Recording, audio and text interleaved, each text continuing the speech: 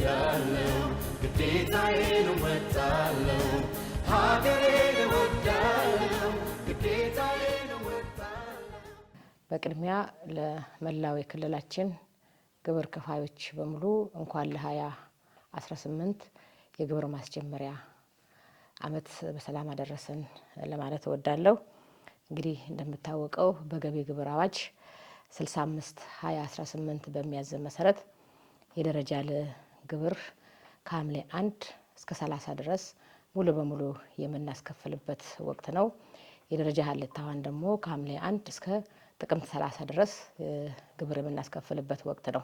የቅድመ ዝግጅት ስራዎቻችን እንደ ደቡብ ኢትዮጵያ ክልል በስፋት እየሰራን የቆየንበት ሁኔታ ነው ያለው። የግብር ከፋዩን ጊዜም ጉልበትንም ባላባከነ መንገድ በአጭር ሰዓት ውስጥ ክፍያቸውን እንዲፈጽሙ የተለያዩ አማራጮችን የቅድመ ዝግጅት ስራ ሰርተናል። የዋጋ ግሽበት ማሻሻያም በዚሁ ላይ አያይዘን ሰርተናል። እነዚህ አማራጮች ብለን ከሰራናቸው ስራዎች ሶስቱ አንደኛው በቴሌብር ክፍያ ስርዓትን ባሉበት ሆነው በደረሳቸው የኤስኤምኤስ መረጃ መነሻ አድርገው ክፍያቸውን በአጭር ጊዜ ውስጥ መፈጸም የሚችሉበትን መንገድ ከቴሌኮሙኒኬሽን ጋር ስምምነት ተፈራርመን በየታክስ ማዕከላት ኤጀንቶቻቸውን መድበው በአጭር ጊዜ ውስጥ የጉዳይ እንዲፈጸም የቴሌብር ስራ ሰርተናል። ሌላው በሲቢኢ ነው። ሲቢኢንም በዚሁ መልኩ በተመሳሳይ መልኩ ተግባብተን ክፍያቸው በዚህ ስርዓት እንዲሆን ዝግጅት አጠናክረን የሰራንበት ሁኔታ ነው ያለው። ሌላው እነዚህ አክሰሱ በሌላቸው አካባቢዎች ደግሞ በአካባቢያቸው በሚገኙ ንግድ ባንኮች ላይ የሄዱ ክፍያቸውን እንዲፈጽሙ ነው። ዞሮ ዞሮ እነኚህ ስርዓቶች በሙሉ አማራጭ ብለን ያስቀመጥናቸው ጊዜና ጉልበትን ከመቆጠብ በላይም በቴክኖሎጂ ስራዎች እንዲፈጸሙና ከታክስ ስርዓት ብልሽት ነጻ በሆነ መንገድ ሀብት ለመሰብሰብ ያስችለናል በሚል አማራጮችን ዘርግተን ተንቀሳቅሰናል። ሰፊ ስራዎችንም ሰርተናል። አሁን ላይ ይቸግረናል የሚል ነገር ስንገባበት ካላየን በስተቀር ወደ ውጤት የምንገባበት ሰዓት ላይ ደርሰናል። ክፍያ ስርዓቱ የሚከናወንበትንም አካባቢ መሰረት አድርገን ተጨማሪ ጊዜንም ጉልበትንም እንዳይባክን በክልላችን 136 የታክስ ማዕከላቶች አሉን። እነዚህ ታክስ ማዕከላቶች የሶስቱ ሪጂዮፖሊ ከተሞች ቀድሞ ከነበሩ ቀበሌያት ሰብሰብ ብለው በሆነበት እኛም የራሳችን ታክስ ማዕከል ሰብሰብ ያደረግንበት ሁኔታ ያለው። በአንጻሩ ደግሞ የተጨማሪ የደረጃ ሽግግር ያደረጉ ከተሞችንም ታሳቢ ተደርጎ በጠቅላላው 136 የታክስ ገቢ ማዕከላት አሉን። ከዛ ውስጥ 105ቱ ላይ የሲክታስ ቴክኖሎጂ ዝርጋታ ሙሉ በሙሉ ያጠናቀቅንበት ሁኔታ ነው ያለው። ይሄ የሲክታስ ቴክኖሎጂ ዝርጋታ ስናጠናቀቅ በሁሉም 105 ባልናቸው በክልላችን ውስጥ በሚገኙ ታክስ ማዕከሎቻችን ላይ የሰርቨር ገዝተናል፣ ኮምፒውተር ገዝተናል። እነዚህን አክሰስ የሚያደርጉ ማቴሪያሎችንም ገዝተናል። ባለሙያዎቻችን በአካል ተንቀሳቅሰው በእነዚህ ማዕከላት ላይ የተዘረጉ ሰርቨሮች በሙሉ ኢንስቶልን የማድረግ ስራ ሰርተናል።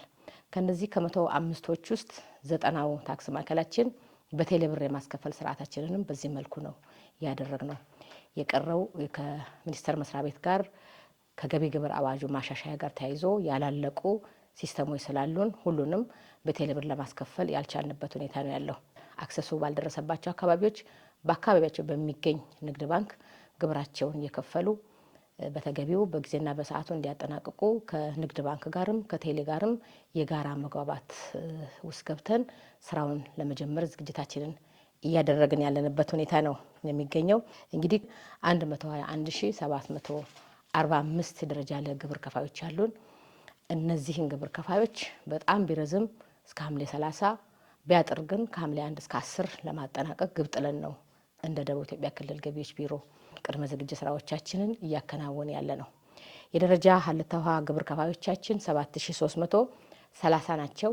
እነዚህ ግብር ከፋዮቻችን ደግሞ እስከ ጥቅምት 30 በያሉበት ቦታ ሆነው ግብራቸውን የሚከፍሉበትን ሲስተም ስለዘረጋን የፋይሊንግ የፔመንት ስርዓት እየዘረጋን ስላለን እነዚህም ግብር ከፋዮቻችን ወደ ታክስ ማዕከል የመምጣት ግዴታ ሳይኖርባቸው እዛው ባሉበት ቦታ ሆነው ግብራቸውን እንዲከፍሉ በሰራናቸው የቴክኖሎጂ ስራዎች የተሻለ ዝግጅት እያደረግን ያለንበት ሁኔታ ነው ያለው። የአዲሱ የገቢ ግብር አዋጅ ያሻሻላቸው አሰራሮች አሉ። ከዚህ በፊት በሐምሌ 1 መጀመሪያ ላይ ሁሉንም ግብራቸውን አንድ የነበረ የሚከፍሉት፣ አሁን ግን በየሩብ ዓመቱ በአራት ዙር እንዲከፍሉ የተደረገበት ሁኔታ ነው ያለው። ስለዚህ ከዚህ አንጻር የሶስት ሩብ ዓመት ክፍያቸውን አጠናቀዋል። ይሄ ማለት በየ3 ዓመቱ በታክስ ገቢ ግብር አዋጅ በሚያዘን መሰረት የታክስ ስርዓቱ የሚፈቅደው ለደረጃ ለግብር ከፋዮቻችን በየ3 ዓመቱ ግመታ ይካሄድላቸዋል። በትሬሾልዳቸው መነሻ ባደረገ መንገድ የግሽፈትን የገበያ ዋጋን መሰረት ባደረገ መንገድ ግመታ ይካሄዳል። ይሄን ግን ዛሬ በዚህ ዓመት ላይ 3 ዓመት ቢሞላቸውም በተለያዩ ሀገራዊ ኩነቶች ማስኬድ ባለመቻላችን ከማዕከላዊ ስታቲስቲክስ መረጃ ወስደን የዋጋ ግሽበት ማሻሻያ አድርገናል። በዚህ ዓመት ለየት የሚያደርገው ሁሉም ግብር ከፋይ በፍትሃዊነት ግብሩን እንዲከፍል በጣም ከፍ ያለ ግብር ከፋይና በጣም ዝቅ ያለ ግብር ከፋይ ወደ ማዕከል በማምጣት ሴንትራል በማድረግ በፍትሃዊነት ሁሉም ግብሩን እንዲከፍል የዋጋ ግሽበት ማሻሻያም ጭምር ያደረግንበት ሁኔታ ነው ያለው። የዓመቱን ሙሉ የግንዛቤ ማስጨበጫ ስራዎችን እየሰራ ነው የቆየነው። ከባለሙያዎቻችን ጋር ተያይዞ ሰፊ የስልጠና ሂደቶችን ነው ያስኬድነው።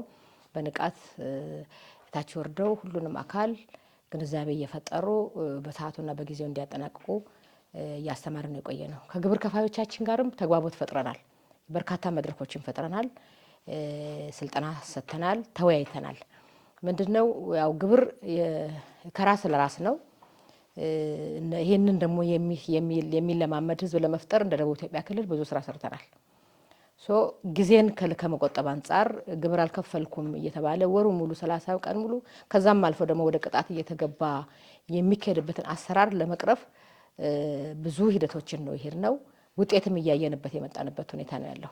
ቅድመ ዝግጅት ስራዎቻችን እነዚህን ያካተቱ ከመሆኑ ጋር ተያይዞ ግብር ከፋዮቻችን ማሻሻያውንም ታሳቢ አድርገው ከሐምሌ 1 ጀምሮ ግብራቸውን እንዲከፍሉ ጥሪያን እንደ ደቡብ ኢትዮጵያ ክልል ገቢዎች ቢሮ ኃላፊ አስተላልፋለሁ። ሀገሬን እወዳለሁ፣ ግዴታዬን እወጣለሁ።